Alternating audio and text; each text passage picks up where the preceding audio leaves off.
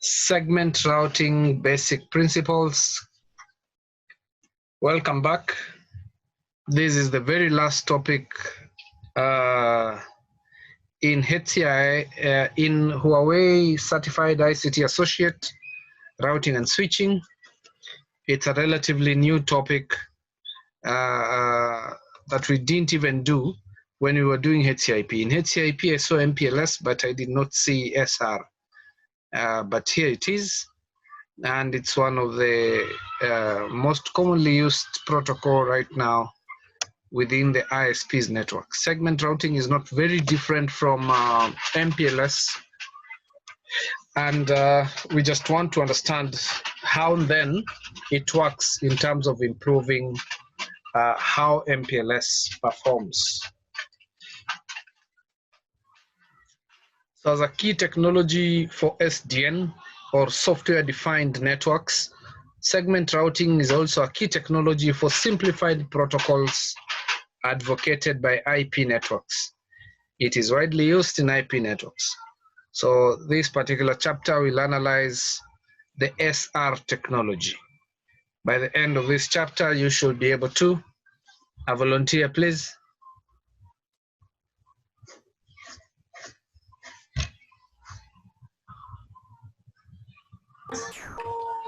You should be able to describe the advantages of SR, describe the basic concepts and working principles of SR.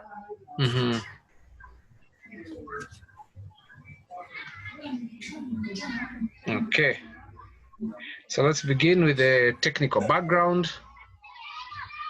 Now,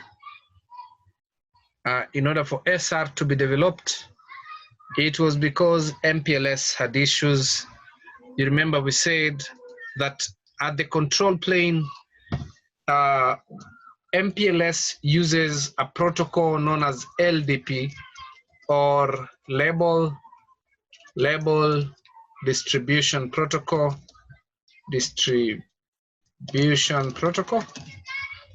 to share the labels and distribute the labels within the MPLS domain. But this introduced a few challenges which we want to look here. One of them is that LDP depends on IGP. It depends on interior gateway protocol in order to select the best path through which you can forward data. So when a packet gets into the MPLS domain, when that packet gets to this particular router, it can be forwarded either via this path or via this path. So how the router makes that decision when you're using the traditional MPLS, it uses the shortest path as specified by the interior gateway protocol. So if you're using OSPF, then it follows that, the cost. If you're using ISIS, again, it follows that. So that was one of the problems with the label distribution protocol and the traditional MPLS. Another one, it also uses local label switching to support load balancing. So here, what is being called ECMP is what we call equivalent multipath. ECMP is when you have two routes that have equal weights. For example, here, if this path has an equal cost to as this path, then this particular router is supposed to perform load balancing. So in order to do that load balancing, LDP was actually using what we call the local label switching to support that. Another problem with LDP is that LDP uses a number of packets, and actually there are 11 different packets that LDP uses to distribute and maintain the labels within the MPLS domain. So these actually consumes network bandwidth. It consumes network bandwidth, which is supposed to actually be reserved for forwarding data. The other problem with this is that it also increases the CPU usage. So these are some of the problems with the traditional MPLS.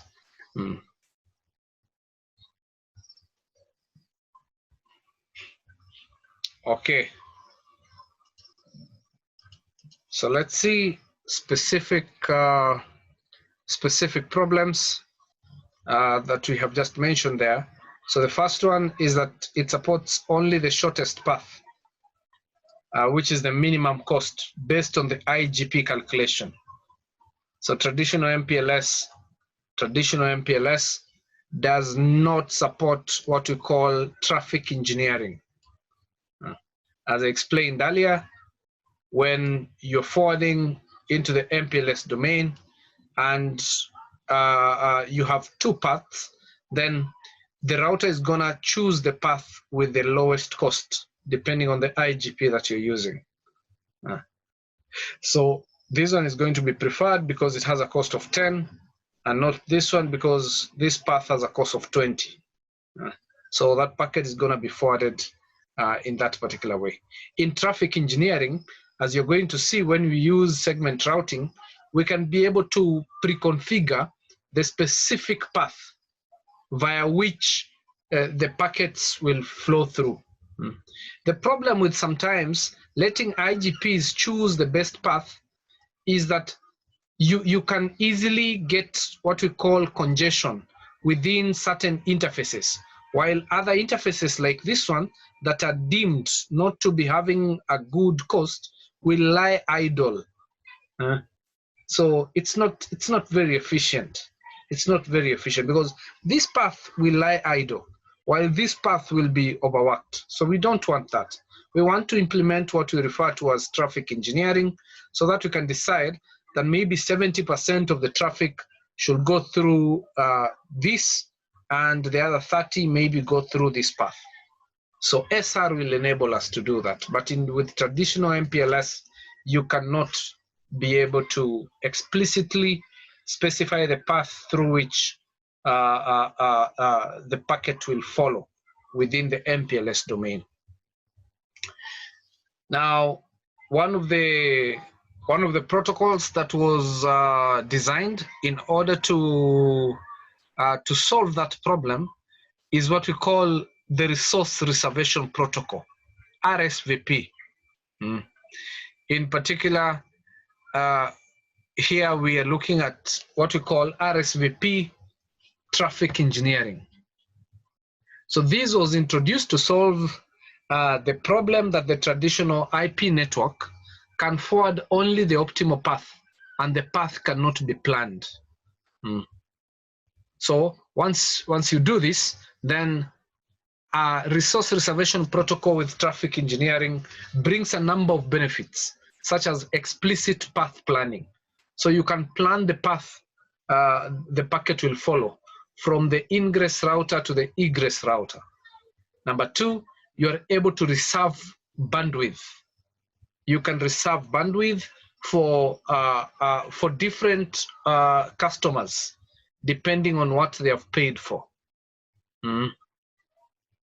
Another one is another advantage about RSVP is what we call multiple protection.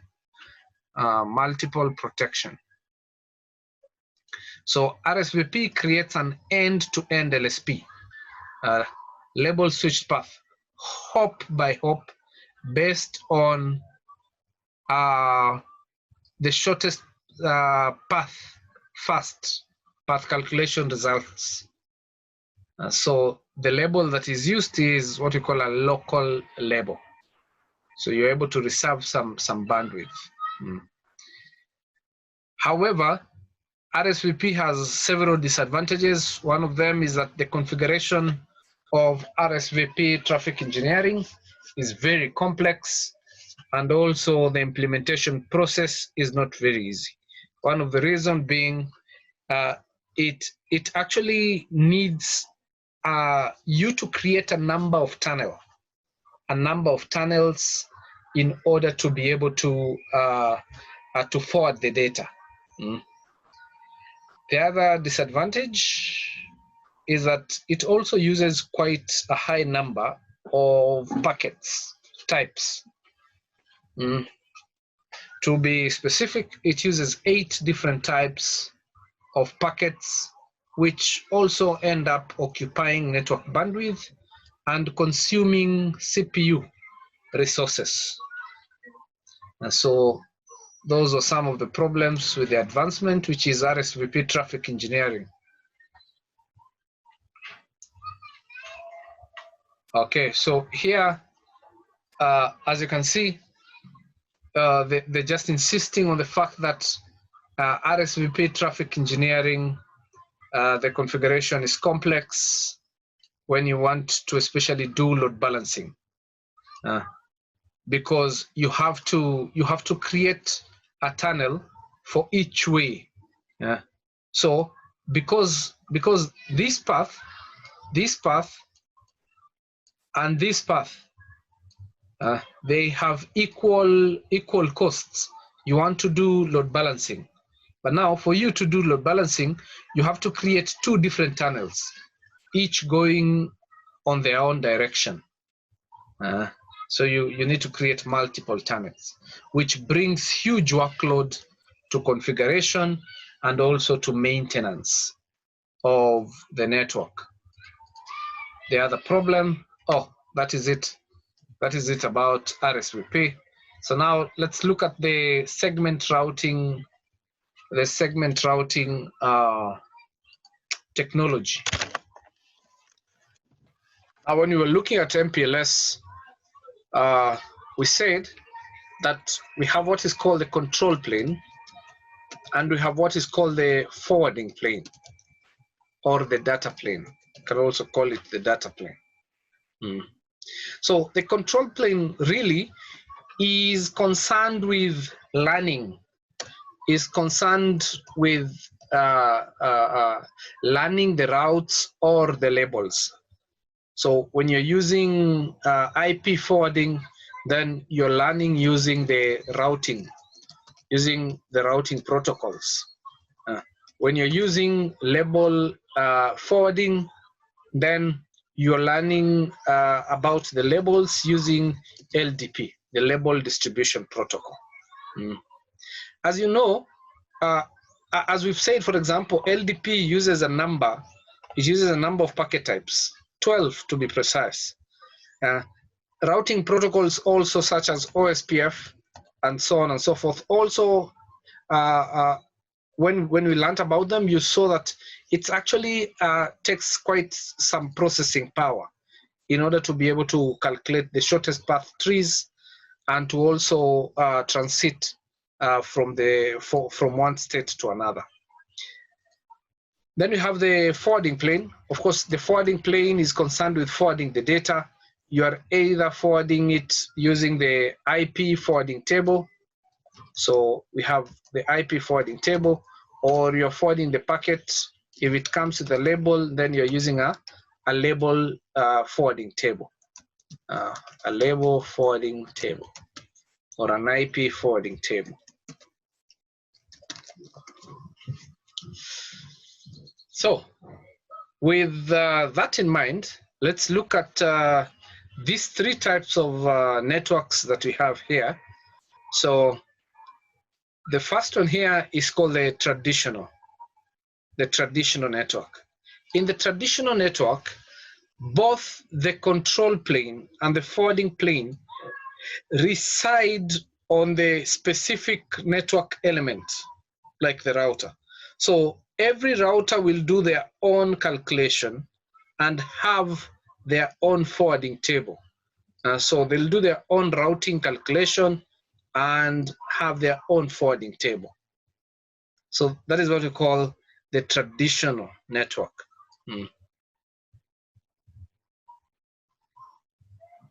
Now, this has several disadvantages. One of them is that it increases the operational expenditure linearly with scale. So when you add more routers, it means that everyone has to do their own calculation, and that takes up processing speed, consumes power, and so on and so forth. It also lacks flexible deployment, and use of mods cannot meet the service provider requirements for fast network service deployment. Now, an improvement or another design that was made after that one is what we call the revolutionary SDN. Now, with the revolutionary SDN, it completely separated the forwarding and the control plane, so that all the calculations are done from a central device. That central device is called a controller. Then your routers now remain with the work of simply forwarding the data using any of the forwarding tables that I've listed there.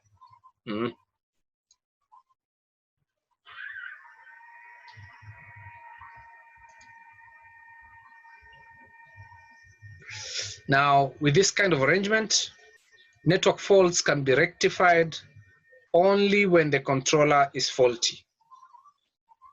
So one of the problems with it is that the reliability is poor.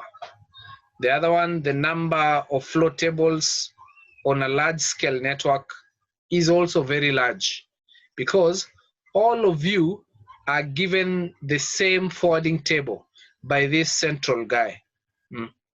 So it's like you having the directions to every part of Kenya within your mind. So you have the entire forwarding table. So really that can also become a bottleneck. It can impact on the forwarding efficiency of a router, because it takes longer to search the forwarding table because it's long before you forward a packet. So this one, as you can see, it's the complete opposite of the traditional network, and actually it is not supported by equipment vendors and carriers. So it's never really used. Now we have what we call a control interface. The control interface between the controller and the router in revolutionary software-defined network is known as open flow. Now, a middle point between the revolutionary SDN and the traditional network is what we call the incremental SDN, software-defined network. With the incremental SDN, we have the forwarding table.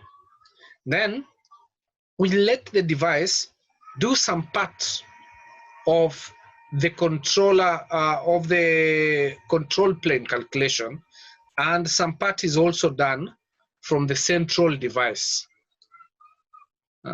so that we don't eliminate calculations from the end device completely. So that's the main difference, and really that is what we are looking in this particular chapter, because the control interface between the controller here and the routers is what is known as segment routing.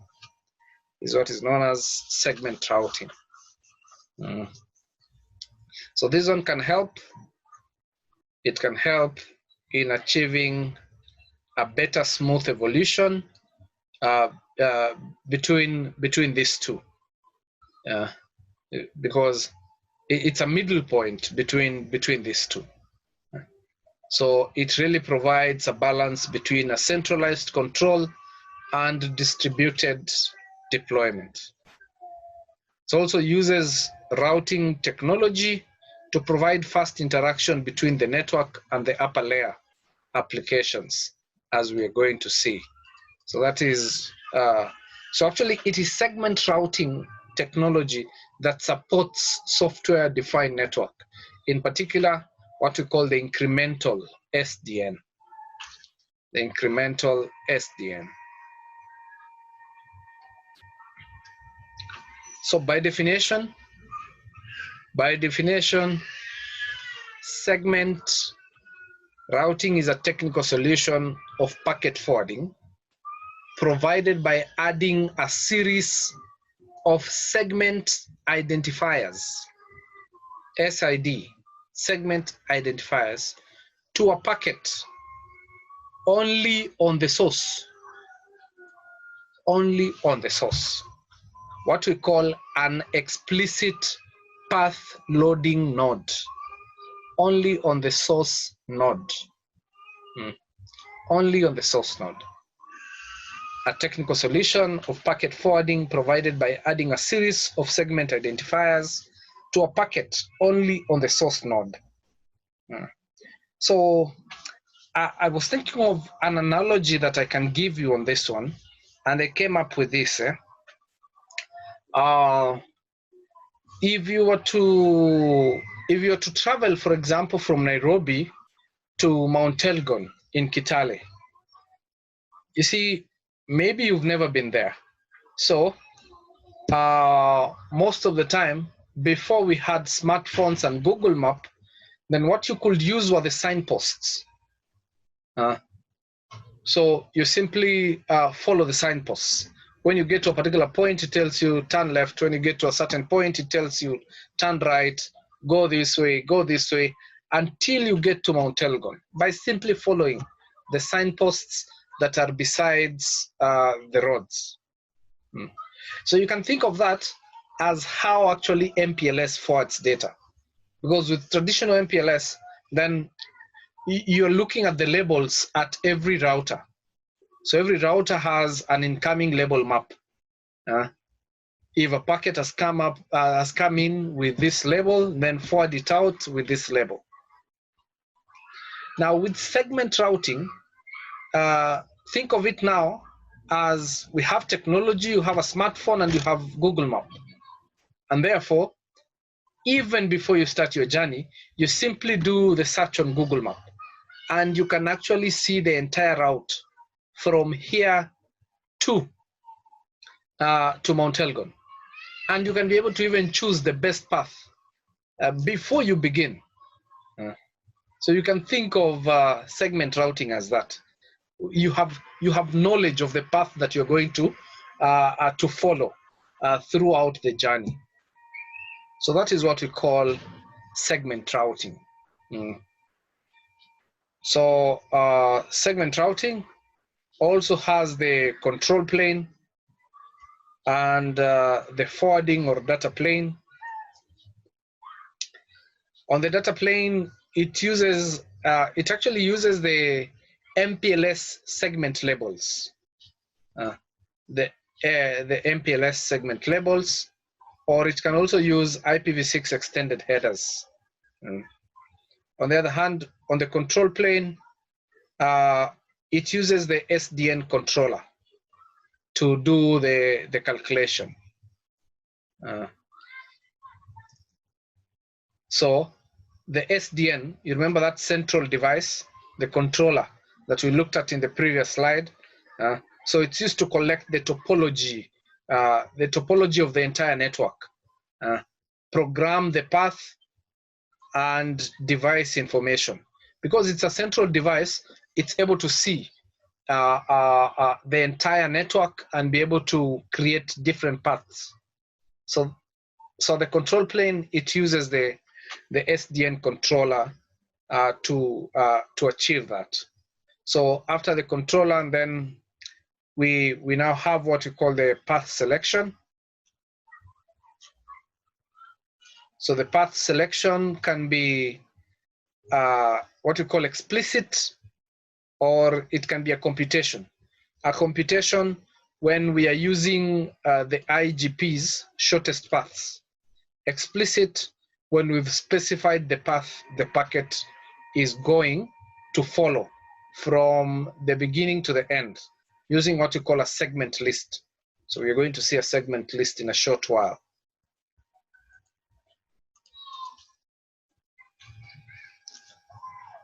So let's now look at some basic concepts about segment routing that are important. So you need to understand these terms. The first one is a segment domain. Just like an MPLS domain, of course, a segment domain is a segment routing domain. It indicates the set of segment routing nodes. So you can think of nodes as routers. Indicates the set of segment routing nodes. Then what do we call a segment? A segment is an instruction that a node on the ingress, on an ingress packet, an instruction that a node executes on an ingress packet. For example, forwarding a packet to a destination according to the shortest path, or forwarding a packet by using a particular outgoing interface, or forwarding a packet to a specified application or service instance. So an instruction that a node executes on an incoming packet. That is what we call a segment. Then we have what we call the segment ID. The segment ID. So the segment routing defines three types of segments.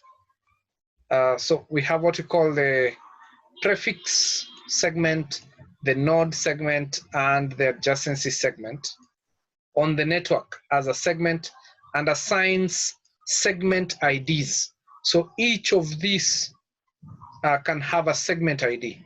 So we have what we call a prefix segment ID, a node, and also an adjacency segment ID. To these destination addresses and nodes or adjacencies. So the segment ID actually is equivalent to the MPLS label in the traditional MPLS technology. So it's simply used to identify a particular thing. So we're going to say that in a short while. Then you have what you call SRGB, or the segment routing global block. Global block. So these are, you can think of them as labels that are reserved for the global segment. So you can think of it as we have local labels and global labels. So in MPLS, SRGB is a set of local labels reserved for global labels. Then we have what we call a segment list, which is used for explicit path determination. So the segment list is simply used to identify a complete LSP. Is used to identify a complete label switched path using either the prefix SID or the node SID or the adjacent SID. And actually the segment list is unordered. It's an ordered list. So what this means is when you Google Mount Elgon on Google Map, it's gonna show you all the towns you're going to pass through until you get to Mount Elgon. So that is what the segment list does to a packet.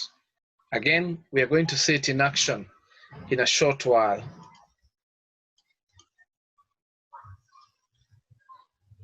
So we have generally three types of segments that you must understand. So we have three types of segments, and segment really is the basic concept of SR, which is to divide the network into different segments and then combine them to guide packet forwarding based on the specified path. So the segment ID identifies each unique segment. So we have three basic segments of segment routing. The first one is known as the adjacency segment. the adjacency segment. The next one is referred to as the prefix segment. And lastly, we have the nodes. We have the node segment. So what are these? What are these? So let's begin with the adjacency segment. Adjacency segment is simply the outgoing interface of a packet. So here, if a packet comes into this router, so is it going to go out through this segment or this segment or this segment? So as you can see, each of the segment is associated with a certain ID. So this is what we call a segment identifier, an adjacency segment identifier. So simply put, an adjacency segment is an outgoing interface for a packet. Then the next one is the prefix segment, which is actually used to describe the destination of the packet here. So here we're simply saying if a packet comes in here through this router and it has a destination ID of prefix SID 100, then these particular routers will know how to forward it until it gets to that particular network whose prefix ID is 100, segment ID is 100. So a prefix segment is simply the destination address. Then the last one is the node segment. The node segment is a special, the node segment is it's a special prefix segment used to identify a specific node.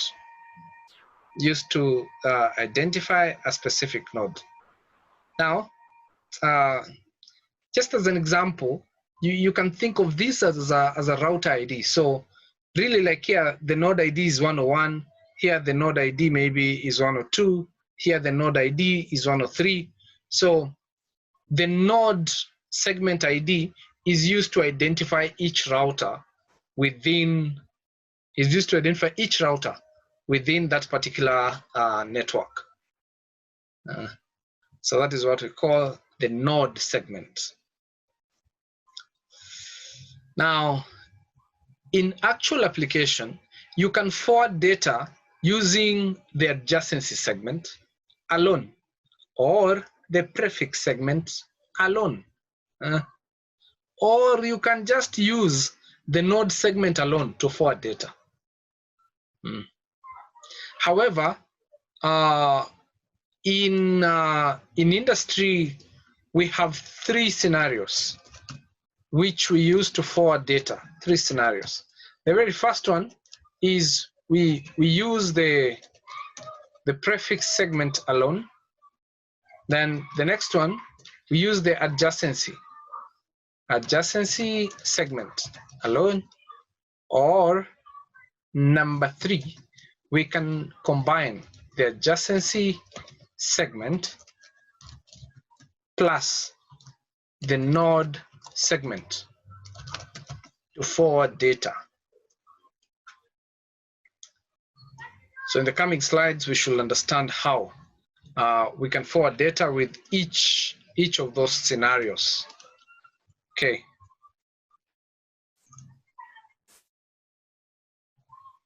So let's see. So how do we forward data using the prefix segment? How do we forward data using the prefix segment? As I said earlier, the prefix segment identifier is simply the destination address. So for example here, this packet that is getting into the SR domain is supposed to be forwarded until it gets to this particular network whose prefix SID is 100. Mm. Now, with prefix segment forwarding, it uses IGP.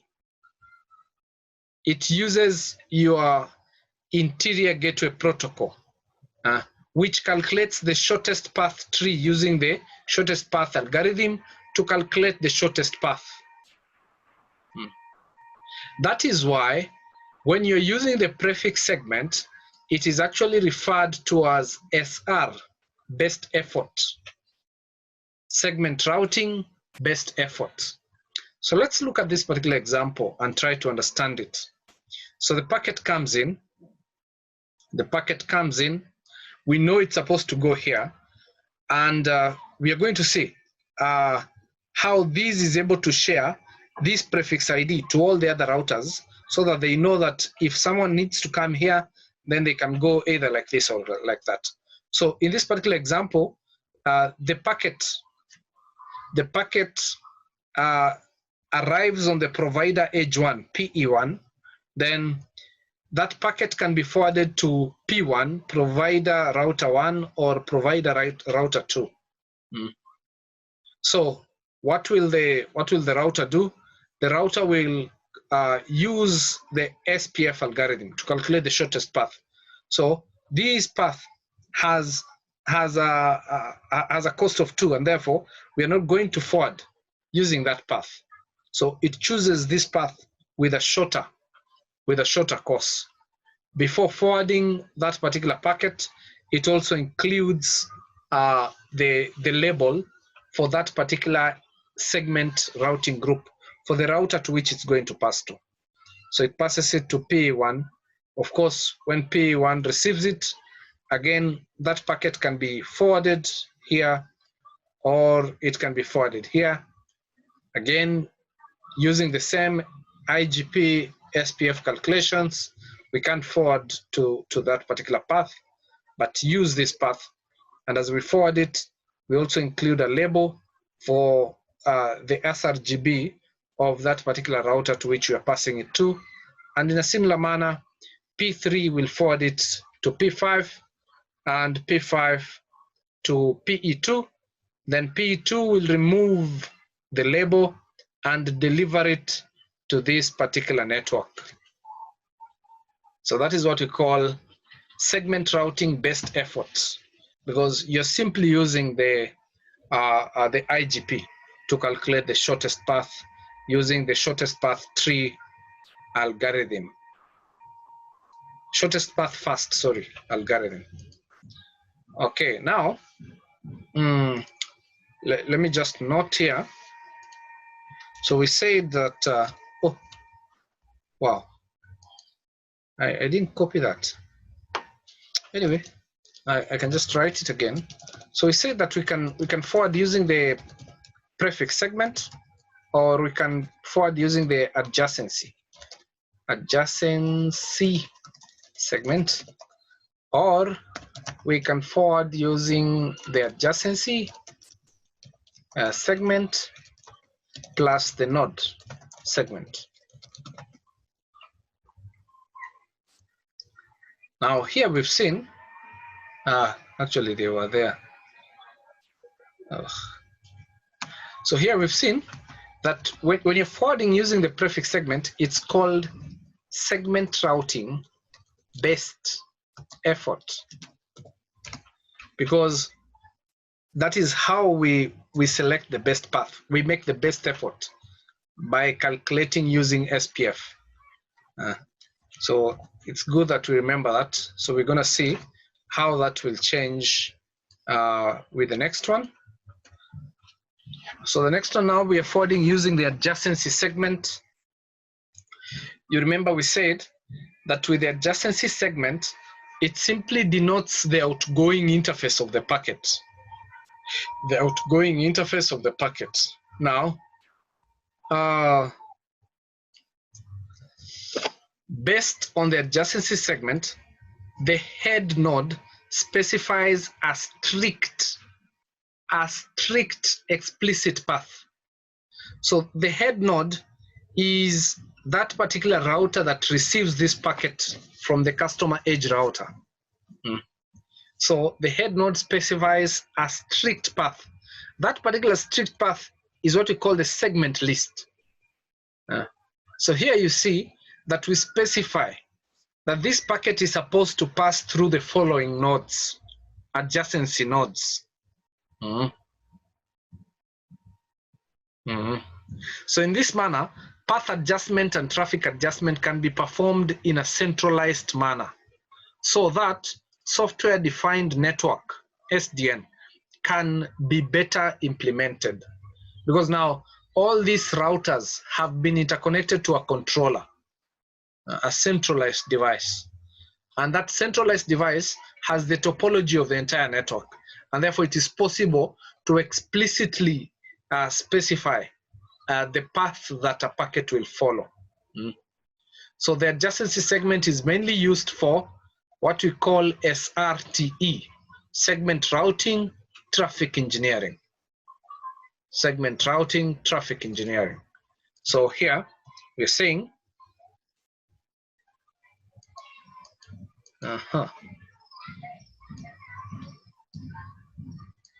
so here we are saying that when you're using the adjacency segment, then we are simply implementing a strict explicit path, and that particular method is known as SR, traffic engineering, TE,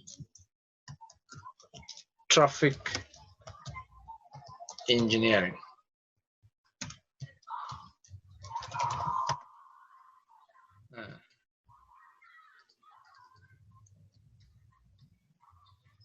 So it's important that we also remember that. So let's now look at this example to see how the packet is going to be forwarded.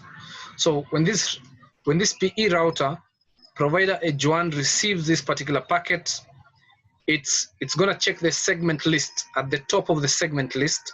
So it sees 102 and therefore knows that I'm supposed to forward out this packet through the adjacency node with the adjacency segment ID of 102. So this value 102 here is actually the ID of this particular node here. So before forwarding this particular packet through that particular node, it's gonna remove that particular label. So the packet that is being sent does not have that label. So when the next router, which is P1, receives it, it's going to check again the top. So I'm supposed to forward it out through the interface with the node ID of 204, like that. So it's going to forward it out through that. Before forwarding again, it's going to remove that label. It's going to remove that label. Similarly, P3 is going to look at the top of that segment list, check that it's supposed to forward it through this particular node whose adjacency node ID is 45. So it's going to push it. It's going to push it to P4, like that. Similarly, P4 is going to look at the top value on the segment list, see that it's supposed to forward it through that port whose value is 507. P6 similarly will check that, see that it's supposed to forward it out through that particular node, and it's going to remove also. So this guy is going to remove the top. So every time before you forward, you remove that particular label that you've used to forward that particular packet.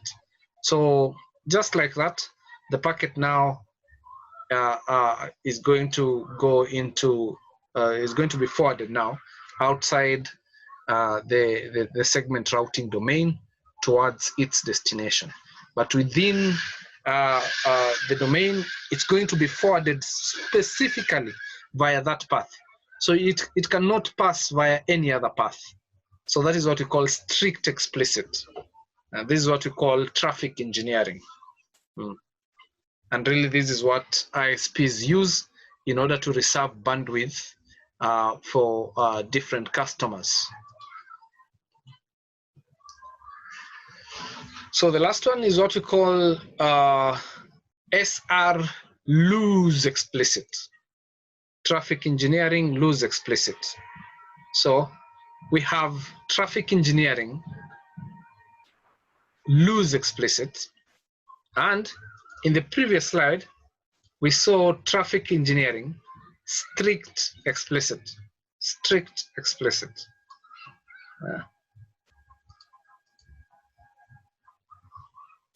So what's the difference? What's the difference between loose, what's the difference between loose explicit and strict explicit? Now with loose explicit, we are using the adjacency segment to forward plus the node segment.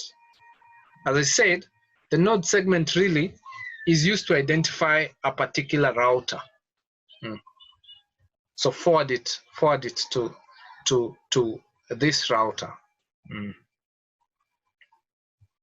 So this offers both an explicit path at some point. It offers both an explicit path when we are forwarding using the adjacency node, and it uses the shortest path when we are using the node segment ID. So that's why it's called traffic engineering loose explicit. So let me capture that well again. So here we are calling it TE, strict explicit. Strict explicit. While here we are calling it SRTE, loose explicit. So this one is loose explicit. Loose explicit.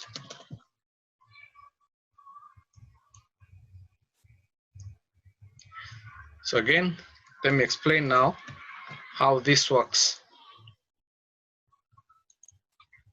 So just like in strict explicit, we have a segment list at the beginning, just before we forward this particular packet. And now, when the packet goes into PE1, you see that PE1 is associated with a certain segment routing global block. So it's within this particular group, 1000 to 1999. So that is why really we have that particular value there that is within this range. Now when the router receives it and checks the top of the segment list, it knows that I am supposed to forward this packet using the shortest path, using the node segment. I'm supposed to forward it to a next router and not via a particular interface, as we do with the adjacency segment. So using IGP, it can either forward it to that particular router or to this router. So in this particular case, this does not offer a better cost, and therefore it's going to forward it to PE1.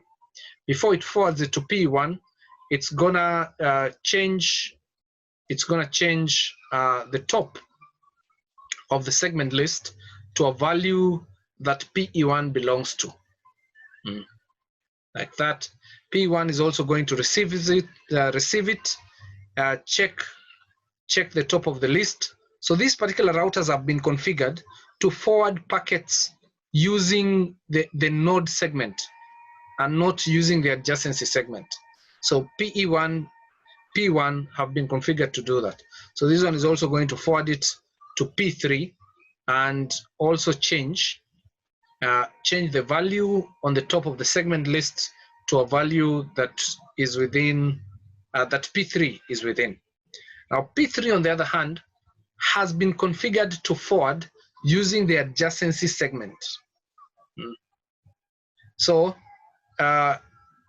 you see, these values of the global segment route usually varies in terms of the size compared to these smaller ones that are used to identify the adjacency segment. So this guy is going to check now, because it's supposed to send. It's supposed to send using the adjacency segment. So it's going to check this particular value 4 or 5. Know that it's supposed to send it out through that particular interface, whose value is 4 or 5. And before that, it's going to remove these two labels and leave the only label after that particular adjacency segment ID. So like that, it's going to come to P4. P4 will look at that value. Know it's supposed to forward it to a router that is using the node segment. Then after that, P6 is also going to forward it using the node segment, using the best effort, of course, shortest path. Then this guy is going to remove the label and deliver it to the destination network. So that is when we are using the adjacency segment plus the node segment. So in the coming slide, I think there's also an example on how that is done.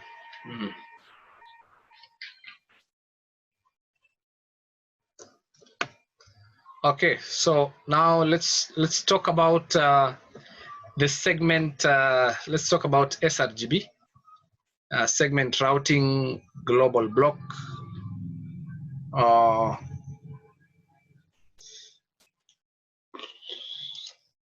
So SRGB is a segment isolated from the local label resources. So the local label resources, the local labels, you saw we use lower values for them, and therefore the SRGB use values within particular ranges depending on the vendor of the device. In order to identify, for example, a group of routers, and is used in segment routing, as we've seen in the previous slide. So this is done so that segment routing, global label, and the traditional MPLS can coexist locally, so that the numbers, the label values cannot be able to collide.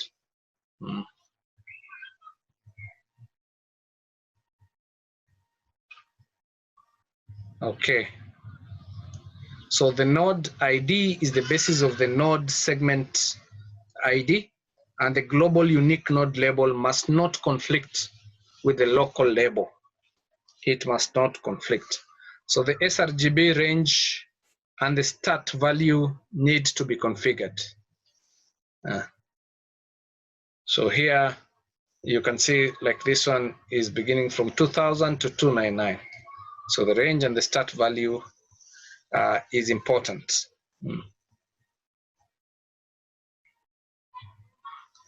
So the scope of SRGB is not specified in the standard.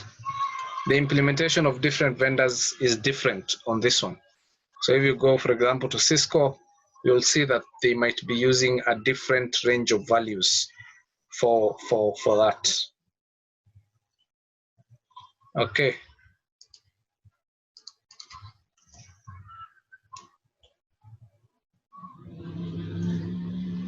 So let's look at the principle of SR, really how it forwards data. How does it do so? So at the beginning, at the ingress router, you have the segment list. The segment list, as we've already mentioned, can specify either the adjacency node or the node segment, the node SID, or the node SID. So for example here, So SR segment routing protocol designed for forwarding data packets on the network based on the MPLS protocol and based on the source routing technology. So source routing technology is we are determining the path at the source, the path that the packet will follow through the MPLS domain. So far we've talked of the prefix, the node, and the adjacency segments. So that is what is used to really forward data within the path. So here, as I was saying, the packet, so this router will check the top of the label, see that this is an adjacency label, so forward it out through that particular interface that is associated with that adjacency node, and remove it, and remove that particular value. When it gets to this particular router, the router, for example, is going to perform what we call load balancing, because these two parts have an equal weight.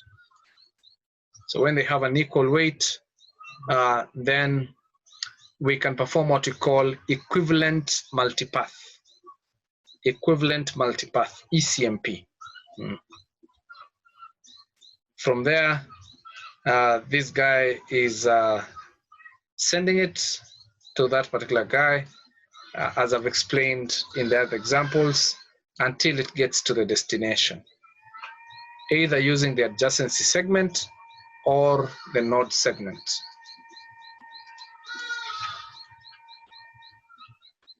So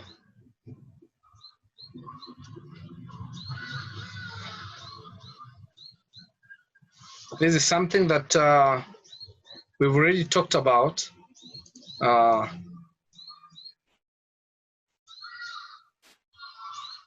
SR best effort.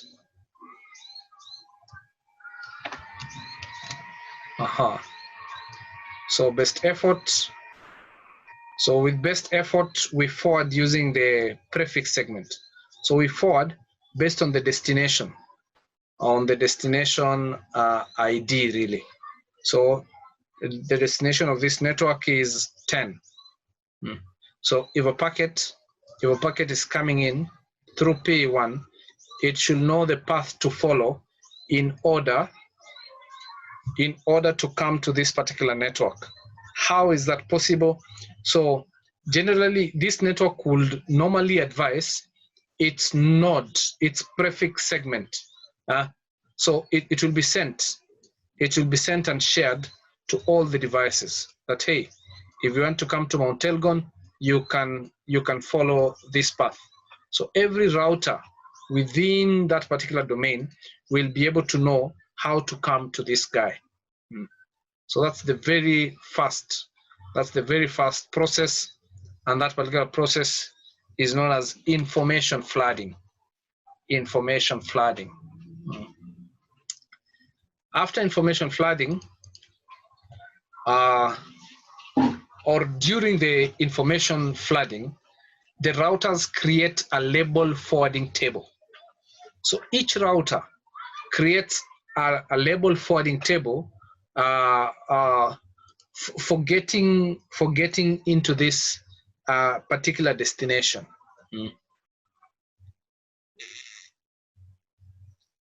So for example, here we have the label forwarding entry generated by each node of the SID for the node SID1. So for example, this one is beginning here at PE1. So you see node PE1 knows that when a label comes in with a label 410, it should change the label to 210 and forward it to P1. So it has come in, forward it to P1, change the label to 210.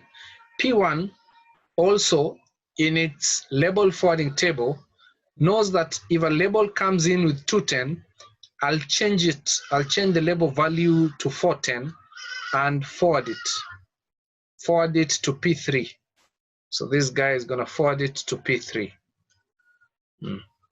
Then P3 knows that if a guy comes in with a label 210, I'm going to change it to 610 and forward it to PE2. So P3 to PE2, like that. Then PE2 knows if someone comes in with a label 610, I'm going to remove the label and forward it using the IP header to the destination network. So that is the first path. The second path now is this one. P1 receives it. The in label is 110. Change it to 310. Then forward it to P2. So forward it to this guy. After that, the other one will receive it, P2, forward it to P4. This one receives it, changes the label, and forwards it to PE2. P2 receives it with the label of 610, removes the label, forwards it using the IP header data. So why we call it best effort is because even though we have these two forwarding table, now the router will use the interior gateway protocol. For example, here they are using ISIS, intermediate system to intermediate system. Almost works like OSPF with a number of differences, but also uses the shortest path first algorithm. So ISIS is going to provide the shortest path depending on the cost of each interface. So that shortest path is what is going to be preferred. In this particular case, we have two shortest paths, and that's why we have two label forwarding tables. So the label forwarding table will have the in label, the incoming label, the outgoing label, and the next hop. Where do we send it? Very important.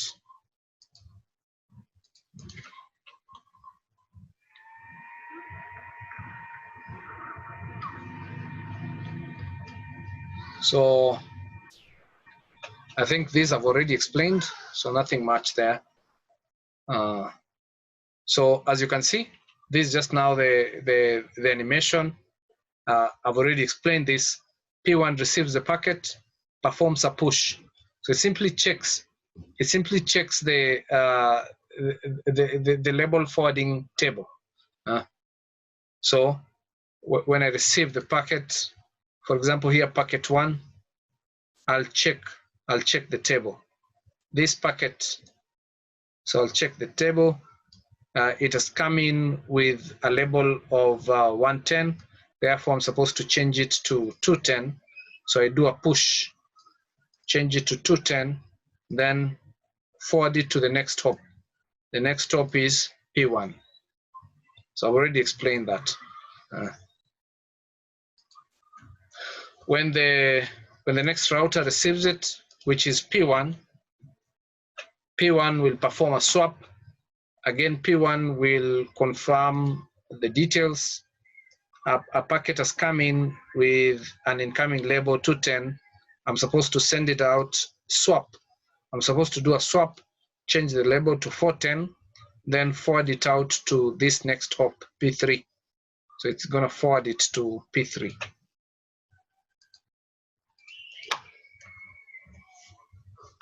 Finally, P3 is going to receive it. So P3 receives it. The incoming label is 410.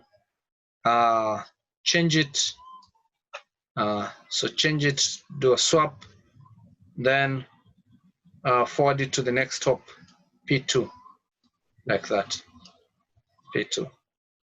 When P2 receives it, it checks if a packet comes in with a label 410, I'm supposed to remove the label, so the outgoing label.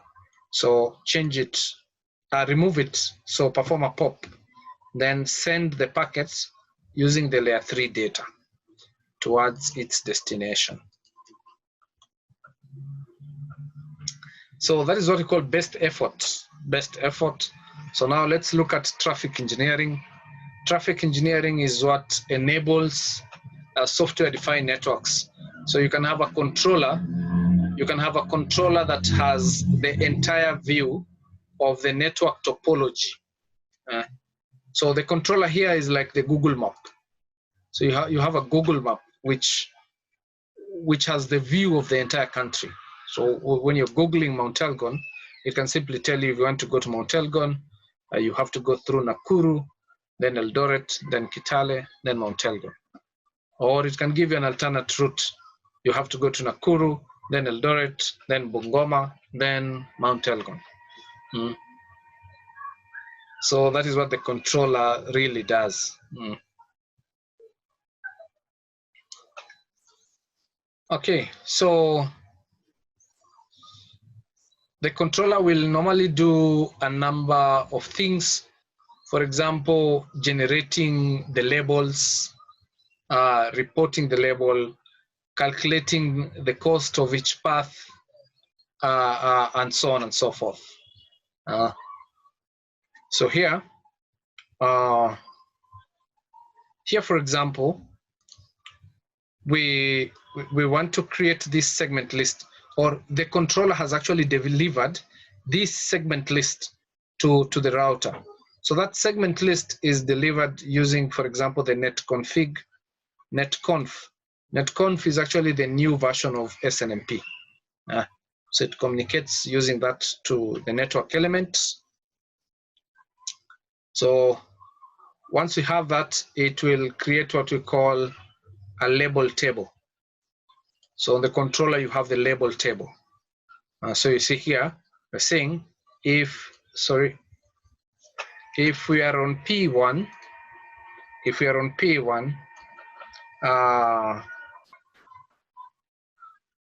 let me just see something here.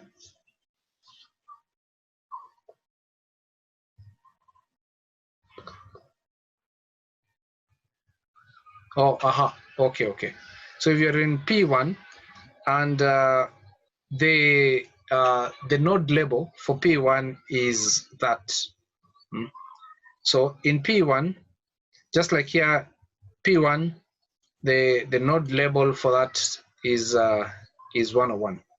So the link between P1 to P1 has an adjacency node ID of 541. On the other hand, the link between that to that, so 501, this one, that particular interface here. Then this one 502, like that. So that is how the controller is able to generate that particular table. Let's look at what goes on next.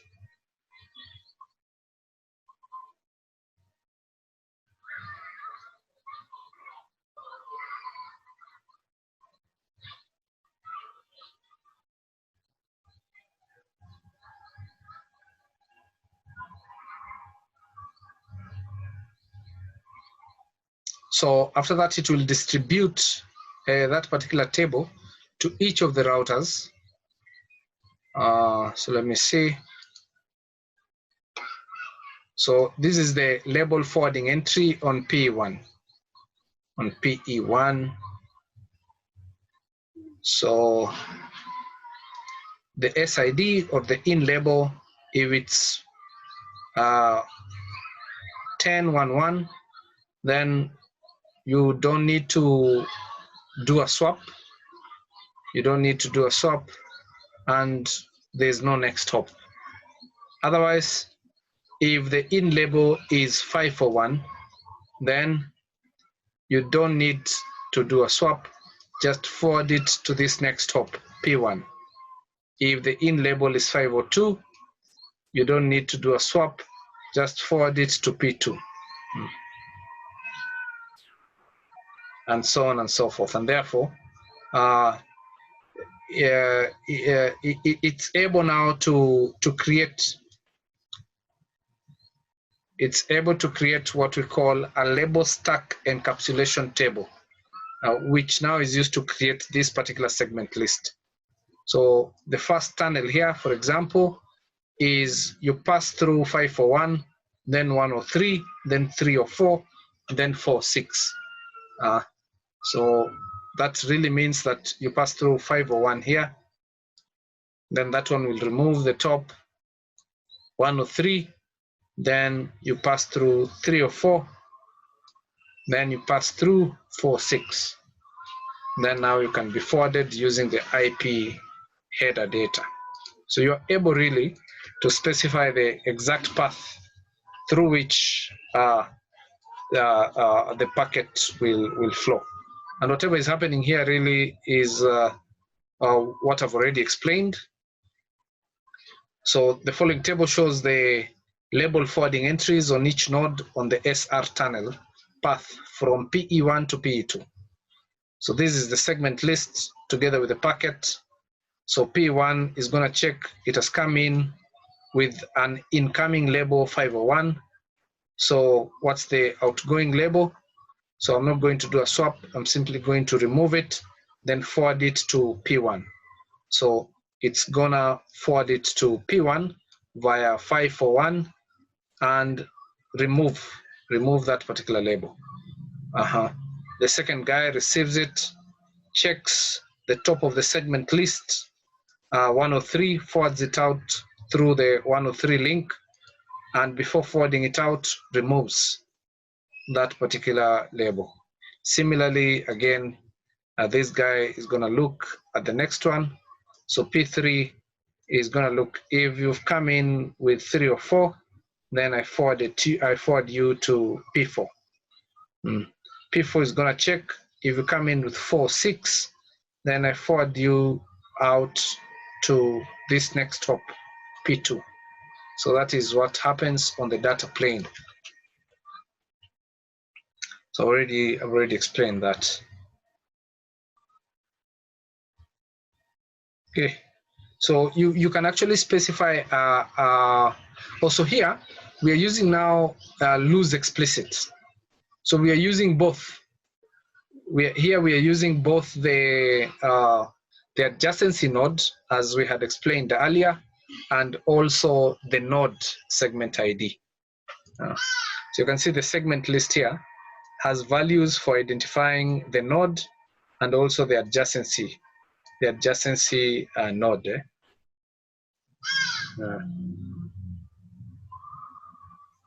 So it receives the packet, checks the top, sees that I'm supposed to forward it to this particular node.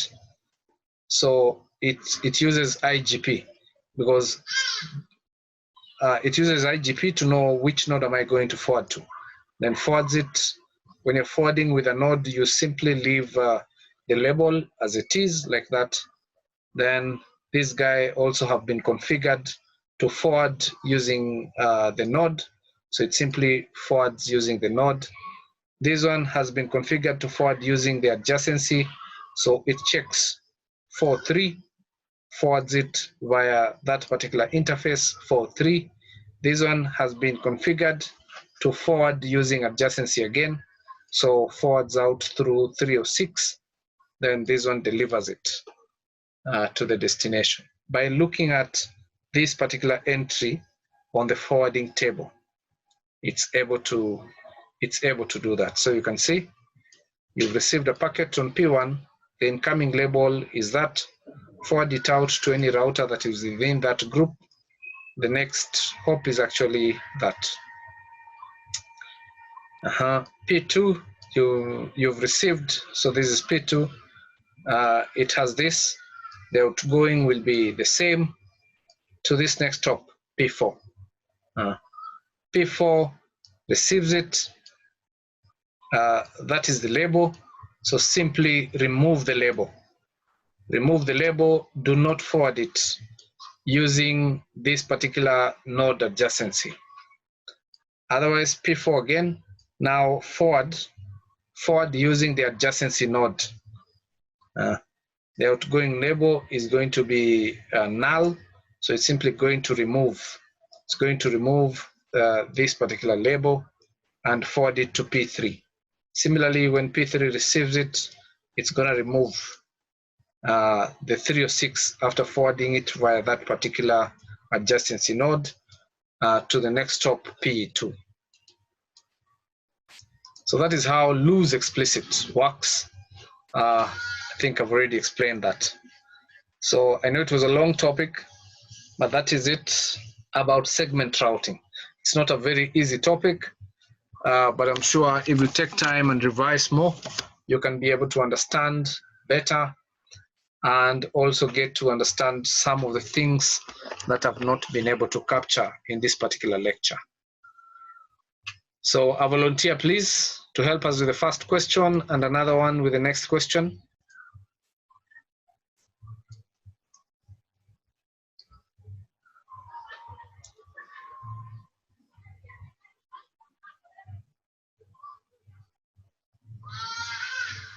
Bethwell, are you there? Can we hear your voice? Yes, I am here. Okay, can you help us maybe with the first one or the second one? Maybe take the second one. Okay. Which of the following actions may be performed when packets are forwarded based on SR label? It is A, push, pop, swap. So A, B, C.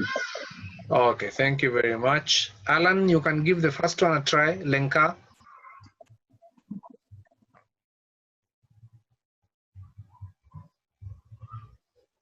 Gathudi, you can try it. Which of the following are the SR tunnel type? Yes. B and C. So you're saying SR lose explicit, traffic engineering, lose explicit, Yeah. and C, B and C. C, B and C. Yeah. Okay. So another trial.